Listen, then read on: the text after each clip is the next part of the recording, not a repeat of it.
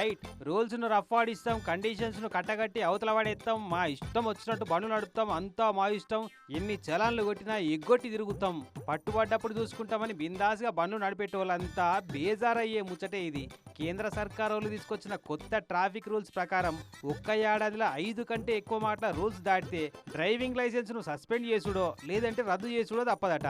ఇంతకు ముందు ఇట్లా లేకుండే. బండ్లు ఎత్తుకపోయేటోళ్ళు ఎవరి మీద దాడి చేసుడో, ఓవర్ స్పీడ్ పోవుడో, ఓవర్లోడ్ తో పోయేటోళ్ళు, రోడ్ల మీద ఏడ పడితే ఆడ బండ్లు ఆపేటోళ్ళ లైసెన్సులే రద్దు చేద్దురట ఇప్పటిదాకా. కానీ ఇప్పటి సంది రూల్స్ ఇంకింత స్ట్రిక్ట్ చేసిర్రు. హెల్మెట్లు, సీట్ బెల్ట్లు పెట్టుకోకున్నా, wrong route driving, red signal jumping అసంటి రూల్స్ తప్పినా చాలు లైసెన్స్ రద్దు చేసుడేనట. అసంటి 5 చాలన్లు దాటితే అంతేనట.